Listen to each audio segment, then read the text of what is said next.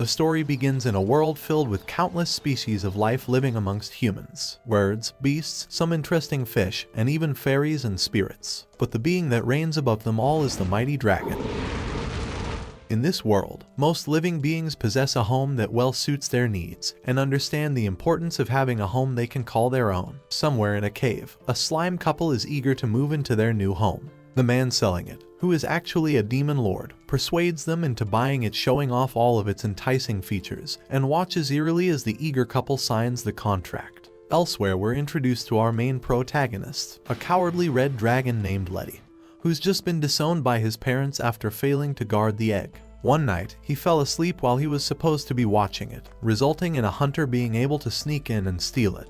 Letty was so pathetic he didn't even confront the hunter to get it back because he was afraid of getting hurt. And when his father came home, he immediately disowned him, calling him a disgrace to all dragonkind. Now, he's left to fend for himself for the first time in a world full of mysteries. But unlike other dragons, Letty is docile, weak, and overall severely lacking in his abilities. Upon looking at his ID card, he wonders how the hell he's going to survive with stats this bad.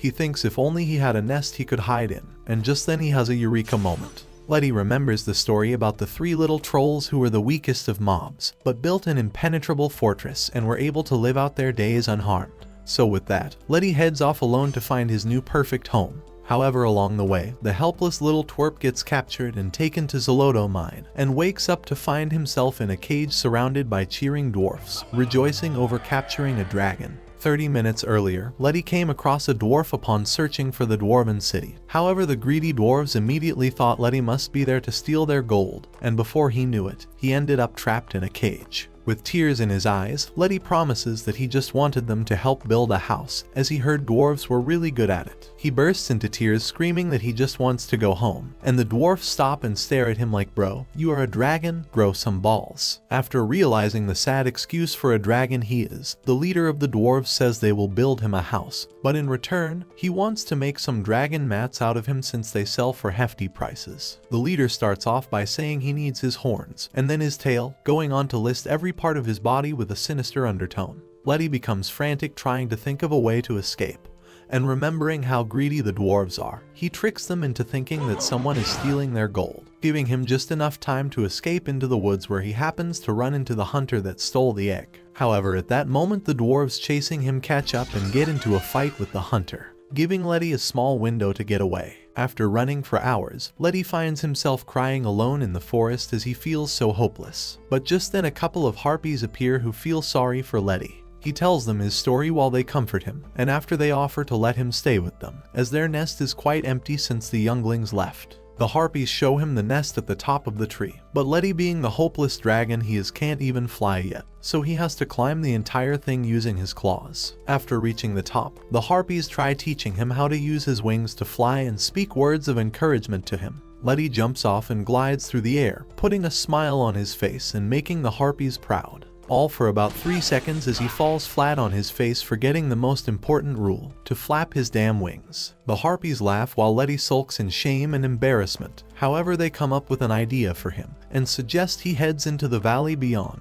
where he can find a giant oak tree inhabited by goblins that may be able to help him. The next thing we see is that it's nightfall, and Letty hanging from a tree by his foot upside down. The goblins see Letty as a juicy dragon steak, but upon mentioning the harpies, the goblins change their attitude and release him as their major simps for the harpies, and don't want to disappoint them. After sharing his story with the goblins, they encourage him to carry on his journey, and to stop being such a wuss because he's a whole dragon.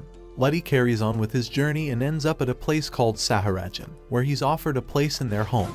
However, Letty F's around and finds out he can't breathe underwater, or even swim, and so he declines the offer. Letty is then advised to head east near the Great Yggdrasil tree, where he'll find a great architect named Diria, who even helped them build Saharajan. Letty thanks him and departs, running into some gnomes along the way who point him in the right direction. After some time, Letty finally arrives at his destination. However, just then he's encountered by a team of heroes, who instantly see him as a threat since he's a dragon. Just as they draw their weapons, a mysterious being approaches holding a special book and swiftly deals with the heroes' team. After witnessing this legendary show of power, Letty faints, but after a while he regains his consciousness as he wakes up from a nightmare. Letty introduces himself to the gray-haired elf and explains that he was told there was a great architect in this area. The elf then reveals that he is who Letty has been searching for, the one and only Diria. Letty freezes up in disbelief and then profusely begs Diria to help him find a home. As someone who has been in the real estate business for centuries, Diria tells Letty that he has 3 options. A. He can build his own home. B. Purchase an existing house. Or C. Simply rent from a property owner. Diria reveals that he's both a registered architect and a licensed real estate agent, and with so many options, Letty's brain begins to disco dance, probably thinking that Diria is Jesus's second coming. But that all comes crashing down when he hands Letty his card, and upon inspecting it, Letty sees that it says Demon Lord written on it, which Diria admits is one of his occupations as well. Diria asks Letty which path he wants to go down in regards to acquiring his new home. Letty reveals that he wants a cozy little cottage, but Diria isn't sure something like that could accommodate someone of his size. While designing the cottage, Diria informs Letty that if he lives in a house like this, then he will be as good as dead. He further tells him that heroes could just waltz right in and use a sword to isekai him straight to the pearly gates. Upon hearing this, Letty wonders how many more humans are out there cosplaying as heroes. Diria explains that whereas hunters are specialized in hunting non-humans, heroes are bloodthirsty killing machines, downright scums who rob, murder, pillage, and even assist with political coups. Sighing, Diria tells a scared Letty that it's time they start working on finding him a home. With a quick teleportation spell, Diria takes them in front of a temple. He briefs Letty on the property, revealing that it has been used by many powerful beings and contains many anti-hero countermeasures. Upon entering the temple for an inside tour, Diria warns Letty to be mindful of his steps, but Letty, being as thick-headed as a whale sandwich, walks into a trap and finds himself tumbling down. As Diria arrives on the scene, he informs Letty that they're in a subterranean dungeon equipped with anti-hero traps. Despite Letty's protests, Diria insists on giving him a full house tour and reassures him to have no fear as resurrection spells happen to be one of his specialties. Eventually, the pair end up at a healing pool and Letty instantly goes in for a swim. Unfortunately, there's no cure for stupidity as Letty quickly ends up drowning. After getting out, Diria tells Letty that it's time for him to return to the top floor. As Letty begins to climb back up, a group of wandering heroes spot him and try to attack. However, Diria comes to shield him, saving his bacon once again. Unable to snack on some dragon meat for their gains, the heroes angrily raise their crossbows to try and kill Diria. Without breaking a sweat, the Demon Lord quickly takes care of the heroes who are no match for him, while Letty makes it back to the top. Upon seeing Letty all worn out, Diria pets him and says that he did a good job, making Letty cry as he was never appreciated by his own father. For the next couple of days, Letty walks around like a wounded soldier. A concerned Diria asks if he's okay, but Letty assures him that his muscles have stopped cramping and wonders where their next destination lies. After a moment, Diria reveals that their next house is one heroes never go near, and if he chooses to live there, then he'll never feel lonely again. They arrive at the place and Letty looks at the house with a face of horror, but then he realizes it really is a house of horrors, named the Mansion of the Dead.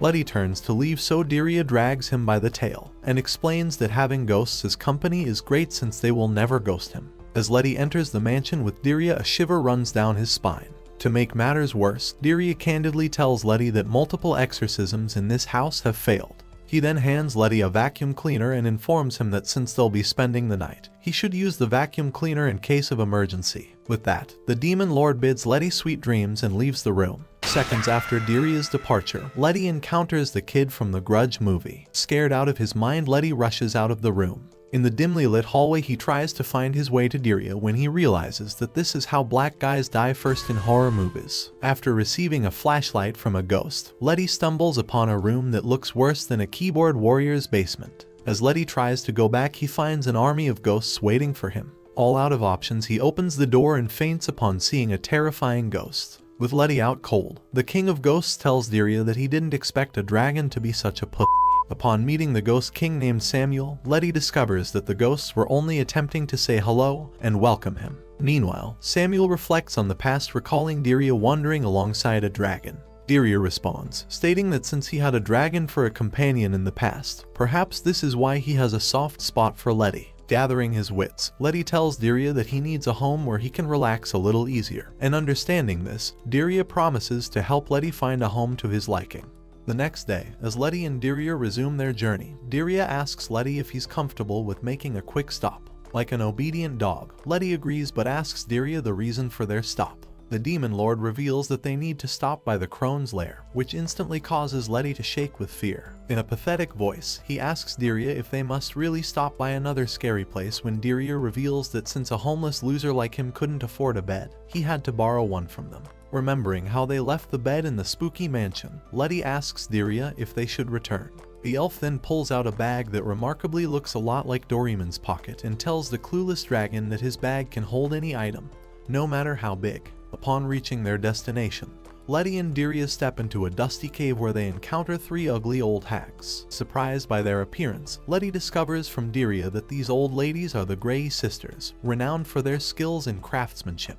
The women greet Letty, explaining that they typically don't welcome newcomers, but since he looks like a flickering light bulb, they aren't threatened by him. The women guide Dirya and Letty through a hidden entrance, leading them into a grand room adorned with various items. Letty expresses his awe, and the sisters proudly declare that they possess everything one could desire, except for a method to transform Letty into a cool protagonist. As the curious dragon explores the showroom, Dirya shows him a door, revealing that the sisters are skilled in creating doors that are big enough to fit Americans. Observing the door, Letty realizes it lacks doorknobs. Dirya explains that the doorknobs are sold separately, and that by using different magic knobs, he will be able to travel to various locations. Thrilled at the idea of traveling without walking, Letty inserts a doorknob. However, he becomes anxious as the door opens to the city of dwarfs, who are all quite upset at the prospect of not having dragon soup. Noticing Letty's terrified expression, the sisters draw his attention to a door named the Gate of the Gallant Lady. As Letty gazes at the beautiful lady painted on the door, his heart begins to breakdance. Suddenly, the gallant lady speaks to him, startling Letty. Dirya explains that if Letty uses the magic word, the gallant lady will help him teleport anywhere in the world.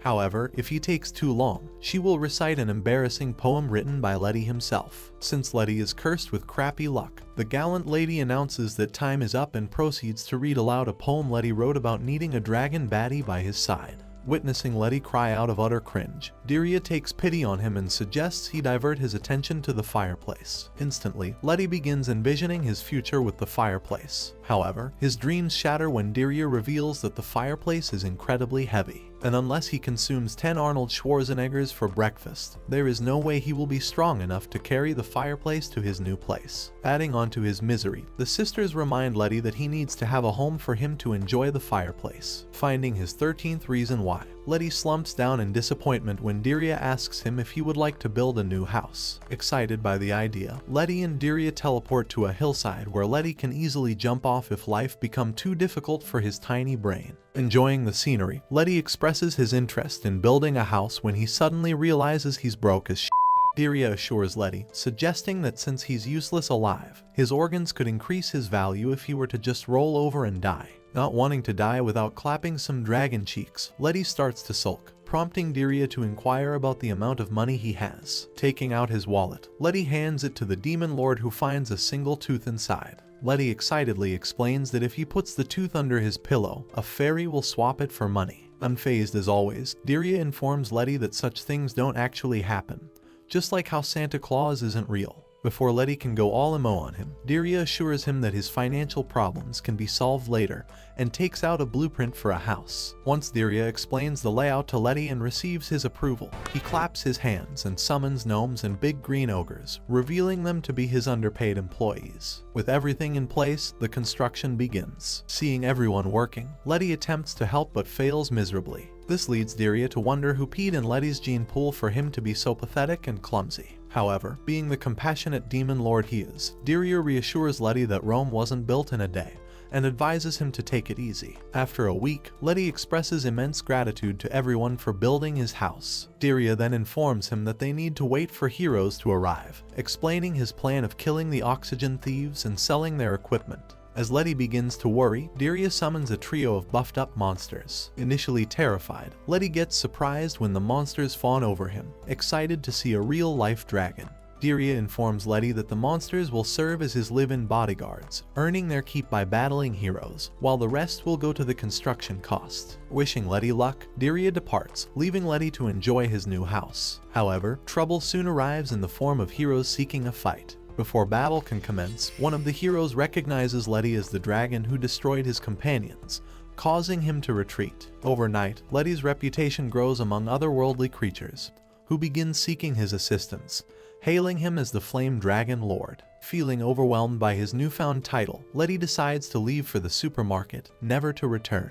As he prepares to depart, he encounters Dirya, who questions why he's abandoning his house. Letty shares his story, explaining how his home has become a prime target for heroes seeking to explore and loot. He expresses his desire for peace and quiet. Moved by Letty's troubles, Dirya pledges to help him find the perfect home. Finding himself amidst the icy plains of the Alps, Letty comes to understand why many homeless people end up as fentanyl users. He notices Dirya covered in warm clothing and complains about feeling cold. Not wanting Peta to sue him for animal endangerment, the Demon Lord assures Letty that he has prepared winter clothing for him as well. Taking out his Doraemon pocket, Dirya gives Letty an outfit that transforms him into a big Machai ball. After being dressed right, Letty's brain starts to unclog. He asks Dirya why they're out in the middle of a big field of snow. The Demon Lord reminds him of his wish to live a secluded life, away from heroes and hunters, so what better place than the North Pole? Explaining further, Dirya reveals that the land price is cheap, which will save his wallet a workout. Letty's sweat drops as he realizes that the Demon Lord is kinda autistic and likes to take things to an extreme level.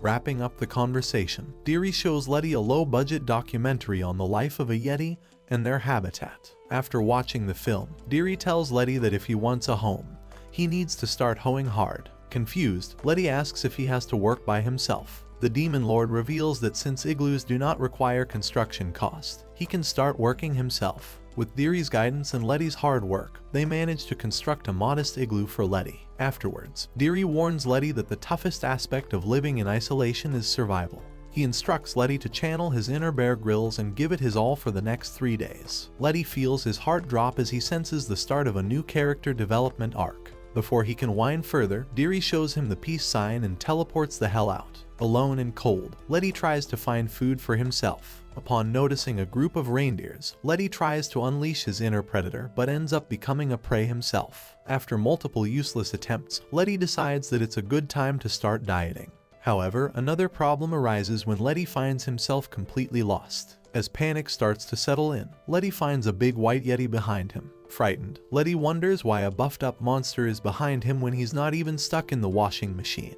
However, he quickly realizes that the monster means no harm as he invites Letty to his igloo. Upon entering, Letty finds Dirya preparing dinner. However, before Letty can settle in, he notices that Dirya has discarded his shirt, and the Yeti has also disrobed. To Letty's surprise, he then sees dwarfs and heroes, all completely naked, inside the igloo. Fearing that his meal would involve salty baby gravy of different kinds, Letty starts to panic. He then opens his eyes and realizes that it was all a freaky wet dream.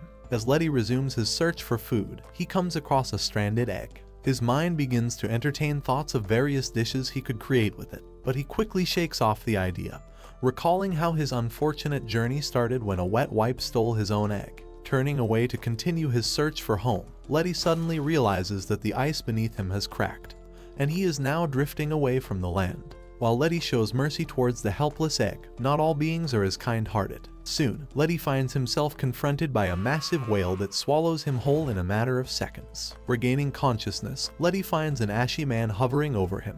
After collecting his thoughts, Letty discovers that the man's name is Davy Jones. As Letty realizes that he's deep inside a whale, pun not intended, he begins to panic. Seeing Letty in distress, Davy consoles him and reveals a comfortable room inside the whale's stomach. He explains that since the whale swallows multiple Titanics here and there, he has a collection of items such as gems, eating utensils, cooking ingredients, and tea. Amazed by all the items, Letty decides to explore the whale house further. As he tours the laundry room, cooking area, and bathroom, Letty becomes increasingly impressed. Eventually, he agrees to stay with Davy for a while, appreciating the comfort and security provided within the whale's belly. After a good night's sleep, Letty discovers Davy sharpening his knife. A chill runs down his spine as he wonders if Davy is planning to eat him raw. Just then, Davy happily greets him, revealing that he's cooking breakfast for them. Realizing that he should watch less of those serial killer documentaries, Letty excuses himself to use the restroom.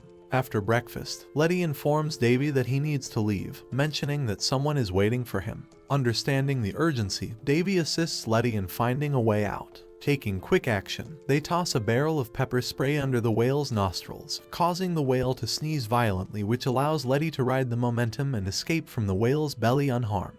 Upon landing on a floating piece of ice, Letty encounters a seal. He attempts to tap into his animal instincts to hunt and feast on the seal, but fails miserably when the seal gives him a pleading look with its big puppy dog eyes. As Letty cries in frustration, the seal transforms into Diria, who reveals that this was all a test to see if he's fit to survive in the North Pole. Later, in his igloo, Letty's egg cracks open, revealing a bird-like creature. As the chick sees Letty, he addresses him as Papa, causing Letty to scream in protest that he's not even his child. The following day, Diria teleports Letty to a warmer location, mentioning that he knows of some communal housings that would suit him. Just then, Letty's chick emerges from his pouch, calling him Papa. Observing this, Diria comments that single fathers aren't as popular as single mothers in this era. Frustrated by Diris's teasing, Letty protests, exclaiming that he's not the father. Noticing how Diria doesn't believe him, Letty realizes that he needs to ring up Judge Judy for this case. Sighing, Diria then explains to the dragon that sometimes when a creature is born, it imprints on the first person it sees. However, feeling guilty and burdened, Letty asks Diria if it's okay for him to raise the bird. Hoping to ease Letty's doubts, Diria shares a story from many years ago when an explorer found an abandoned egg that hatched into a bird. Despite the explorer's attempts to return the bird to the wild, it continued to follow him around, eventually leading the explorer to accept the bird as his own. However, the story doesn't end there. After the explorer passes away, the bird, unable to comprehend the concept of death, refuses to carry on with its life. Many have said that the bird is still living alongside the explorer's corpse to this day. Hearing the scary story, Letty wets himself in fear. Diria further informs Letty that his chick belongs to a bird family which lives along rivers in the northern mountain region. Once the younglings enter adulthood, they become strong enough to summon a blizzard with just the flap of its wings. However, knowing he's a total muppet and will likely mess up, Letty tells Diria that if the chick stays with him, he'll end up as a degenerate. In an instant, Diria teleports them to a housing communication, revealing that perhaps he'll be able to find a parent more suited to raise his chick. Observing the place, Letty expresses his amazement at the infrastructure. Diria informs him that if he chooses to live in a community, it will be much easier on his wallet in comparison to living in an independent unit. Additionally, if he gets the shits at night, his neighbors will be there to help him. Before Letty can allow himself to dream, Diria quickly tells him that most of the houses aren't built for those with daddy long legs. Curious, Letty asks the demon lord why is that so. Diria reveals that since larger animals need more space to function, they rarely live in communal housing, so naturally, there's less demand. Their conversation is cut short by a group of wild heroes running after a couple of monsters. Letty asks Diria if they should intervene, but a gigantic monster bird appears and squishes the pesky intruders. Diria informs Letty that in such societies, the landlords take care of their tenants. After learning that the weaker tenants are protected by the strong landlords, Letty relaxes and promises the baby chick that he'll find him the best parents in the world, which, as we know, do not exist. With a new goal in mind, Letty follows Diria to an apartment owned by a pair of conjoined orthros. Letty curiously asks Diria if the pair is married. Diria reveals that they're actually siblings who failed to find love, so they ended up pretending to be married to each other. Realizing that this is an extreme case of Sweet Home Alabama, Letty shudders in horror. He then expresses to the two-headed creature his desire for a forever home for the young chick, but the orthros inform him that they can't adopt a baby due to noise restrictions. Assuring the orthros, Letty reveals that since the chick is young,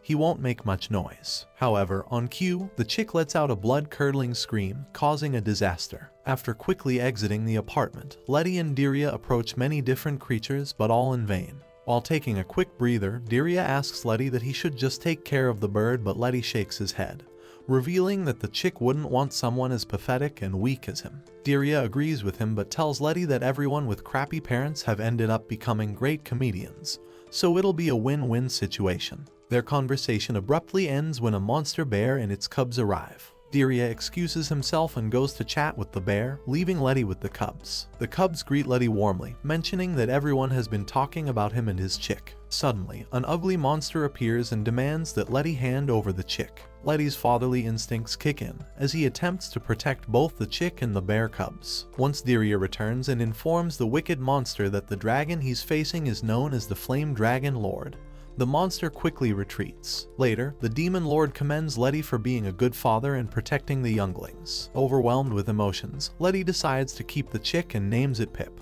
Having been traveling for so long, Letty cries to the demon lord how he has used up all the money he made by selling his pictures on Only Dragons. Like always, Diria remains cool as a cucumber and tells Letty that they will spend the day making some money. Curious about his job prospects, Letty asks Diria how he can offer his services. In response, the demon lord reveals that dragons have always been popular in the black market. However, not wanting to resort to selling his organs to pay for Pip's college tuition, Letty nervously asks Diria if there's anything he can do while still alive. Without wasting more breath on the stupid dragon, Diria teleports them to a trade market. Upon seeing the marketplace bustling with humans, Letty instinctively seeks a hiding place. But Diria assures him that in this free city, people don't discriminate based on species or nationality. He further reveals that due to the city's security, various merchants come to sell their products. Some offer their usual defense items and potions, while others deal in forbidden cucumbers, if you know what I mean. Not possessing the brains for being a capitalist boss, Letty tells Diria that the marketplace is a wretched place and turns to leave. However, before he could do so, Diria drags Letty by the tail and tells him that a broke loser like him shouldn't complain so much. Fearful of his life, Letty tries to protest, reminding Diria about the wretched heroes. Pointing at a cage full of heroes, Diria informs him that the marketplace doesn't allow schizo freaks who are off meds. After convincing Letty, Diria takes him to meet an owl named Amon for a job opportunity. However, Amon turns him down, stating that he doesn't hire newcomers without a letter of recommendation. Just as they turn to leave, Pip communicates something to Amon in bird language, which changes his mind. Amon informs Letty that Pip has put in a good word for him, so now he has to hire him. As his first job, Letty is assigned to cut blocks from trees and rocks. Wondering why someone would want blocks, Letty turns to the all-wise demon lord who reveals that many adventurers enjoy building homes or tools out of blocks of materials. After understanding everything, Letty gets to work, and after a full day of toiling away, he receives a single coin. Like a shrewd capitalist, Amon tells an upset Letty that if he wants to make more, then he needs to work faster and better. As Letty sobs about being unable to feed Pip, Amon takes pity on him and assigns Letty as a hotel receptionist. However, right on his first day, Letty scares away almost every customer. In the end, Letty returns to Amon, crying for a different job. After being told by Amon how he's a pain in the rear end, Diria steps up and tells Letty that he should find a job that only he can do. Following the demon lord, Letty curiously asks him what he has in mind. Diria then reveals that Letty can offer proxy services. Understanding the task, Letty meets up with his first client, Robert, an apprentice mage. Being a diehard furry, Robert's eyes start to sparkle upon seeing a dragon in front of him. After calming his excited danger noodle, Robert reveals his business. He tells Letty that he wants him to pretend like he summoned him. Once Letty agrees, Robert calls his friends to flex on them. However, when Letty appears, his friends remain unmoved. Sensing trouble, Pip yells with all his might, causing the mages to fall in terror. Confused by Pip's behavior, Letty learns from Diria that his baby bird just wanted to help his father. After receiving money, Letty tends to his next client while Diria looks after Pip. It is then a fatherless woman named Lilith approaches the demon lord in an attempt to riz him. She tells Diria that when she heard about a peculiar duo of an elf and a dragon, she knew it was him. Being an alpha male, Diria coolly reveals that he's house hunting with his dragon friend. This makes Lilith more desperate for Diria's white sauce, as she recalls an old memory of when he initially became the demon lord. As it turns out, Diria was selected as a demon lord through a lottery machine. However, having no interest in ruling over ugly abominations, Diria tries to reject the title. This surprises Lilith, who was once a young fortune teller. Curiously, she asks Diria what he wants and learns that the elf is just interested in reading encyclopedias about stupid animals. As Diria turns to leave, he's forcefully brought by the Dark Lord agency to the Demon Lord's tower for his inauguration. However, instead of sitting still, Dirya escapes, causing Godfrey, the Grand Chamberlain, and his goons to search for him all across the palace. Every time they try to reach Dirya, the elf unknowingly activates an anti-intruder spell, causing Godfrey and his men to suffer greatly. In the end, the agency allows him to leave. In present time, Lilith realizes that it'll take another 100 years for Dirya to commit to her, so she ends up leaving. Meanwhile, Letty earns his keep for the day and heads to wash up when a man approaches him. He asks Letty to help carry a few things over to a hut on the outskirts of town. Not having any concept of stranger danger, Letty agrees and arrives in the shady part of the town where he finds himself captured. As the wicked humans throw Letty in a lockup, he tells Pip to leave him and make his escape, but instead of listening to his father, Pip motivates Letty to fight back. Fired up, Letty ignores all the threats he had been given by his captors and makes an attempt to break free. While trying to destroy the prison, an unfortunate-looking Orobas catches him and tells Letty to pipe down, but the scared dragon begs him to not turn him into cool weaponry. Confused by Letty's behavior, the Orobas asks him if he needs food for the youngling. Seizing this opportunity, Letty tells the horse how he needs to get out of the jail as someone is waiting on him. The Orobas smoothly opens the door, revealing that it had been unlocked the whole time. He tells Letty that if he wants to leave so badly, he can. However, before going, he should meet the others. This scares Letty, who wonders if on the other side of the door, an oiled-up big black wolf is waiting to pounce and ravish his rear end. As the Orobas opens the door to another cell, Letty discovers a bunch of unimpressive criminals and relaxes. Upon being introduced to everyone, Letty learns that the Orobas is known as Steve. During his conversation with the Orobas, Letty gets to know that they are all captives. He asks Steve if he has ever tried to leave. The Orobas discloses to him that the dungeon is part of a fighting arena which has its own perks. Unconvinced, Letty tries to tell Steve that they might run into some sort of problem later, but Steve scoffs and shows Letty a jacuzzi. After all, who needs freedom when you can have a jacuzzi? After that, he takes Letty to a gym room, revealing that he will never have to worry about becoming a fat loser like him since he can work out anytime he wants to. And for entertainment, they have a top-class theater. Upon touring the dungeon, Letty realizes that these ugly side characters are living a better life compared to him. Shaking away the negative thoughts, Letty reminds himself that the anime is still named after him. The ringing of a bell catches everyone's attention as a jailer orders Letty to get ready for his fight with the undead skeletons. Before having a chance to bombard Steve with questions, Letty is brought to an arena where an announcer energetically greets the audience and reveals that for today's show, the army of the undead will face a dragon. As Letty appears in the arena, he is chased by the skeleton brothers. Turning to run to the other side, Letty accidentally hits the skeletons with his tail, defeating them all. Returning to the dungeon, Letty finds the skeleton brothers alive and well. Noticing Letty's surprised face, Steve tells him that their shows are scripted, revealing that they base their matches on the betting odds to ensure the house makes a killer profit. Their conversation comes to an end when Steve leaves Letty, reminding him that humans and monsters can coexist. Later, Letty arrives and finds Pip's crib empty, causing him to spiral into panic. In his frantic state, a jailer takes Letty to Pip, revealing that when he was in the arena, he ordered ice for Pip. In that moment, Letty finds himself recalling Steve's words. Having found Pip, Letty tries to get a shut-eye when he wonders what Dirya must be doing without him. Back in the marketplace, Dirya enjoys his life to the fullest. He enters a drinking competition and defeats everyone. After 10 days, Letty becomes annoyed when Dirya doesn't show up to save him. All of a sudden, the jailers arrive and inform the monsters that the Margrave has died and his eldest son now wants everyone euthanized. Before Letty can go off the rails, the monsters prepare an escape plan.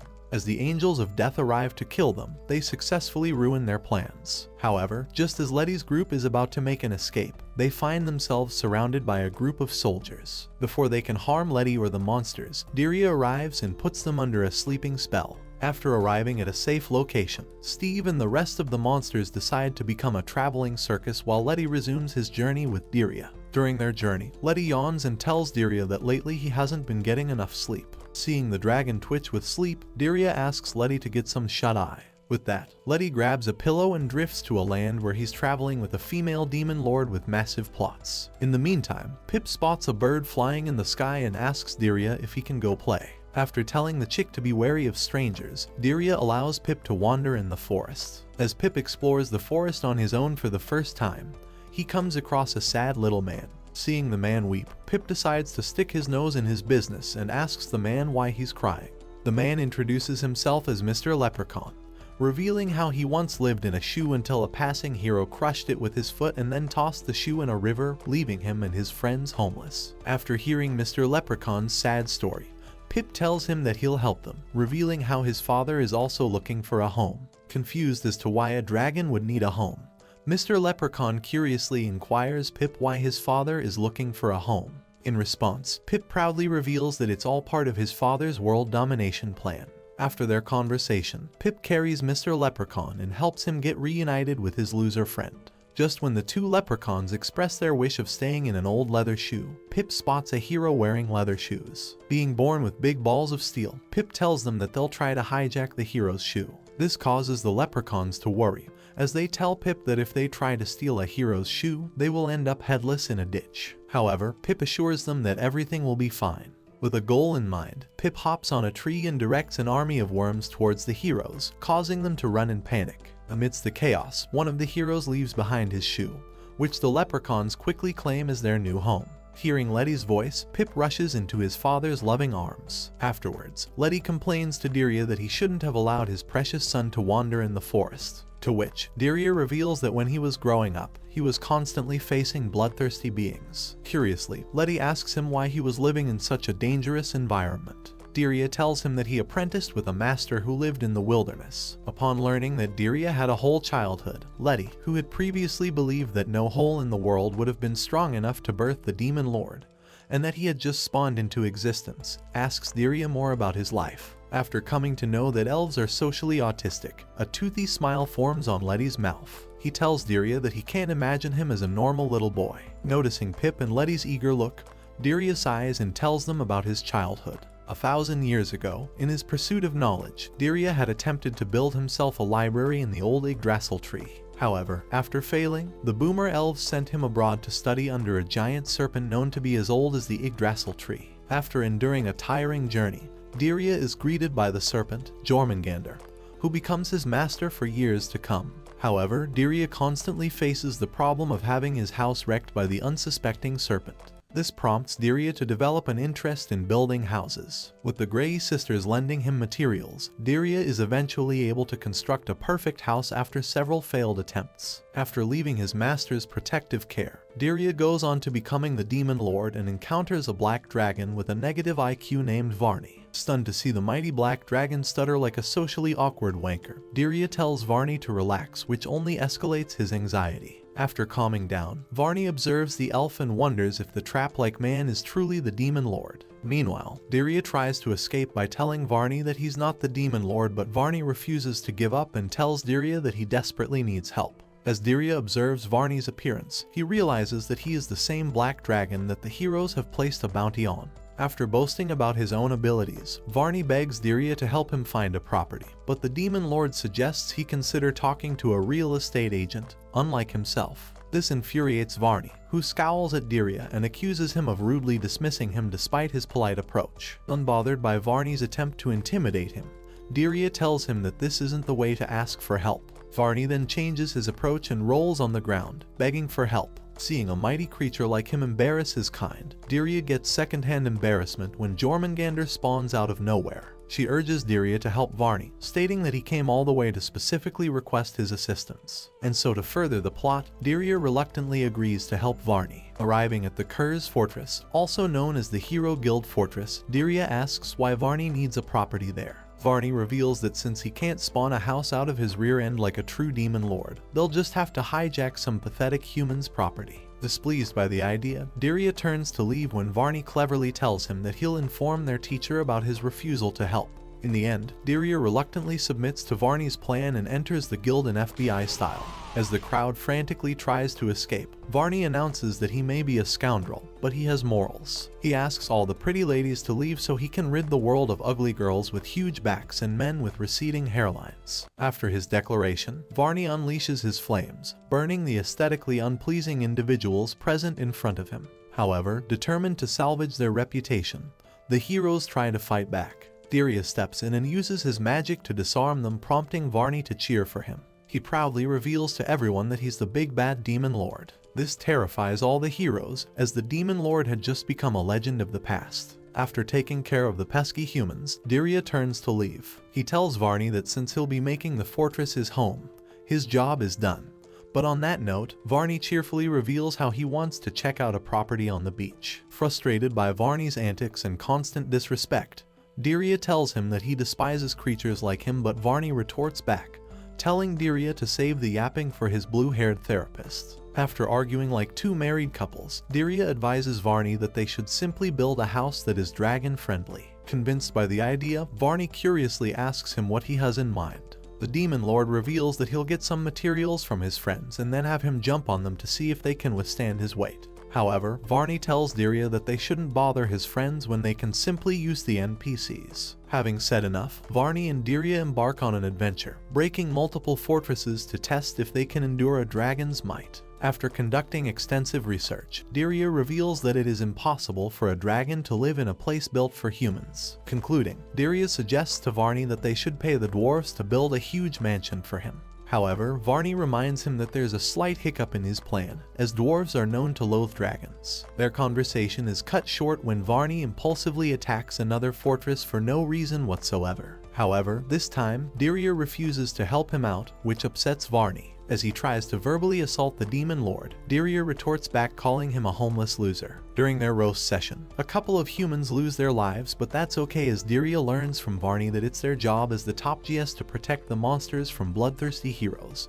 After calming his anger towards Varney, Diria asks him why he wants a house. The dragon reveals that he's getting older and hasn't yet clapped a female dragon. If only he had a house of his own, then he would be happily settled with a family of his own. As Diria realizes that Varney wants him to help those inferior to him in terms of strength, he laughs and promises the dragon to do his best. Relieved by this, Varney flies away, in hopes of finding a home to rest. In the present, Diria finds both Pip and Letty exhausted and tells them that he will recap another 100 years of his life in another video. As Diria's misfortune would have it, Hunter Huey stumbles upon his footprint, and makes it his life mission to hunt him down. He recalls how a few months prior, he had just finished a job which involved stealing a dragon's egg and was camped outside by the Zarada mines when he first encountered the red dragon. Seeing the dragon act like a complete soy boy, Huey comes to the conclusion that he must be a new species of the red dragon. With Letty being unable to fight or fly, Huey excitedly tells Albert, his partner in crime, that they'll have his hide the next time they spot him. After that, the two hunters devote their lives to finding Letty. They arrive at the Temple of Fall in hopes of catching Letty, but discover that the dragon had already left. This upsets Albert, who tells Huey that they should just rob the temple, but Huey reminds him that they're scums with morals. They can only steal when a job requires it. Seeing the footprints leading to the Forest of the Dead, Huey becomes frightened, but Albert reassures him that all the ghost stories about the forest are as fake as the love of an Instagram influencer for a middle-aged man with a yacht. However, the thought of entering a dead forest doesn't sit right with the hunter, and so they end up finding a different route which leads them to the house on the hills. While observing the house, Huey wonders if a dragon truly lives in such a civilized fashion. This upsets Albert, who tells Huey not to make racist stereotypes. He reminds him that the Grey sisters gave them the map, stating that they will find the dragon using it. As Huey prepares himself for the invasion, he is reminded of his morals. He tells Albert that he can only invade two things, his mom and a lair. After hearing that terrible mom joke, Albert decides to take a breather and asks Huey to join him. As they relax, they spot heroes entering the house with ease. Intrigued, the hunters peep in and witness the heroes being attacked by monsters. The monsters reveal that their boss, the Flame Dragon Lord, is currently busy with his world domination plan. After hearing the tale of the Red Dragon's might, Huey and Albert rush to the nearest guild. They warn the adventurers about the Flame Dragon Lord and his wicked plan of world domination, causing them all to panic. And so, the rumors of Letty being a dragon Chad spread like wildfire. The next day, Huey and Albert wait to ambush Letty when they discover him breathing fire upon a group of bandits. Terrified, the two hunters decide to retreat and hunt the dragon another time.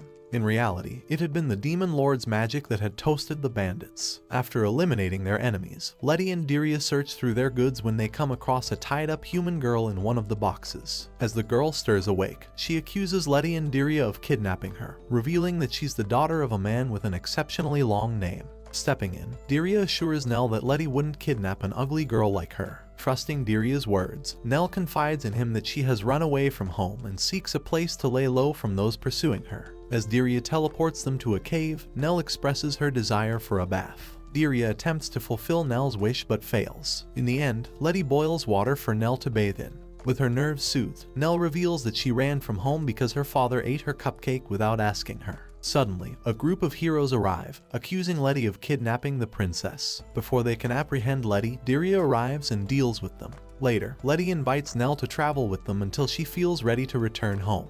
With a smile, Nell agrees but quickly reverts to her bratty self. The next day, Diria is seen babysitting Nell. He asks if she slept well, and the princess proudly reveals that she has gotten used to camping out, while putting the queen-size bed back in Diria's satchel. Changing the topic, Nell asks him why Letty has been acting out but then assumes that it's because Letty needs to lay eggs. Hearing this, Letty yells at Nell, reminding her that he's a man.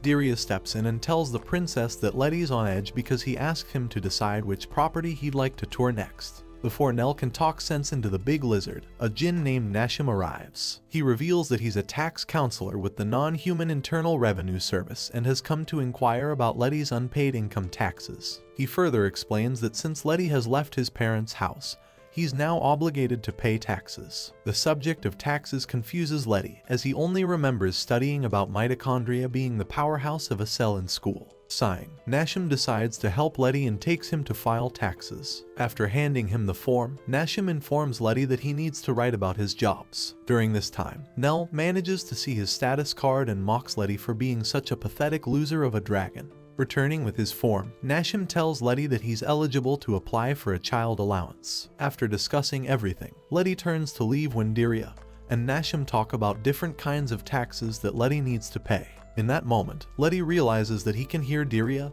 and Nashim speak but can't comprehend a single thing that they have said in the past minute. After waking up from his mini coma, Letty is informed by Nell that she and Pip went ahead and picked a property for him to tour. Diria joins their conversation and reveals that the property is located in the royal city. Realizing they're completely doomed now, Nell and Letty anxiously make their way through the sewers. As they arrive at the underground dungeon, Nell realizes it's the same dungeon that's used for training heroes. This surprises Letty, but Diria catches on quickly. He explains that since monsters are known to live in dungeons, the king decided to build a training compound for the heroes to practice with real-life monsters. To conclude, Diria tells Letty that if he chooses to live in this dungeon, he would become a public servant, but Letty realizes on his own that he wouldn't live long to see another day if he stays here. As Nell and Pip excitedly head to explore the dungeon, Letty follows reluctantly. After being unsuccessful at locating a coffin of gold in the middle of the hallway, Nell realizes that everything she has known about the dungeons is fake. Despite knowing that her life is a lie, she decides to proceed on.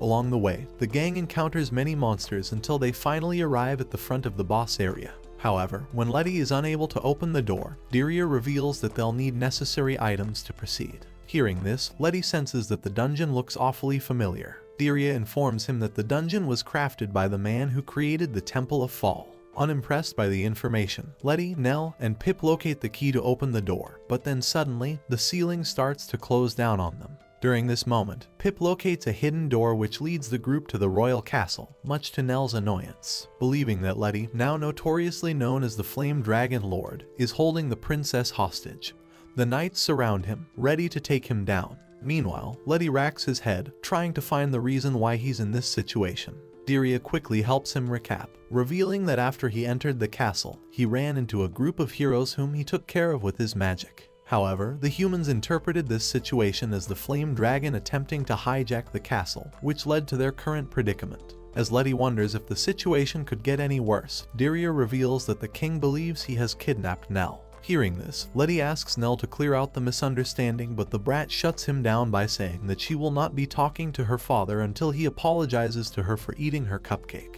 Sighing, he turns to Diria and asks him to just teleport them out, but the demon lord reveals that they can't do that as the castle is warded against teleportation magic. Being the only one with brains, Dirya announces that they will be building their own line of defense. He sends Pip to eliminate the guards through his deathly scream while they seal off all the outer gates. With all the important access points under their control, Nell and Pip begin to celebrate. Meanwhile, Dirya announces the next phase of their plan is taking countermeasures. However, before Nell can join Dirya, Letty tells her to stay back, reminding her that they'll be fighting against her dad after all. Annoyed, Nell reveals that she's going to flip the script and give her father-daughter issues. This will be a tribute to all the blue-haired girls with daddy issues. The princess further tells Letty that she won't be able to forgive herself if she leaves her friends in a time of need. Respecting Nell's decision, Letty joins Dirya as they prepare to attack. Dirya calls upon the gnomes, who assist them in hurling rocks at the royal army's vanguards. Witnessing the battle tip in their favor, Nell confidently predicts that her father will soon order the army to retreat. However, as the day transitions into evening, Nell and Letty grow exhausted while awaiting the army's withdrawal. Finally, Nell breaks down and curses Dirya for allowing the gnomes to return home. Dirya defends his actions, emphasizing his commitment to treating his employees with respect. Seeking a new strategy, Dirya decides to use the portcullis to trap the soldiers. Unfortunately, their plan falters when the soldiers begin scaling the walls. With no way out, the king appeals to the flame dragon, urging him to return his daughter unharmed. Witnessing Nell's tears prompts Letty to realize that it's time for the father and daughter to reconcile. With Dirya's assistance, Letty lures the king into a room where he finds Nell and embraces her. In the meantime, Letty tells Dirya how he has finally realized that his father kicked him out for his own betterment. This makes Dirya smile proudly. After reconciling with his daughter, the king recognizes Letty as the true victim in the situation and apologizes to him. He asks Letty if he wants a place in the dungeon, but Letty hesitantly tells him that he'd like to look for another place after all the fiasco. Understanding the gravity of the situation, the king offers Letty some fairy dust, enabling him to fly. Meanwhile, Nell presents Letty with a fragment of a fairy stone, keeping the other half for herself. She explains that this connection will always bind them together. After bidding farewell to his newfound friend, Letty takes to the skies. As he flies, memories flood back to him. Recalling the first time he experienced the world from above was when he was sitting on top of his father's head. In the records of history, this event would be remembered as the moment Letty was captivated by the princess's beauty, leading him to vow never to harm the city that housed his princess. And that brings us to the end of the anime. Don't forget to like and subscribe if you enjoyed, and leave your comments down below because I read all of them. Until next time, take care.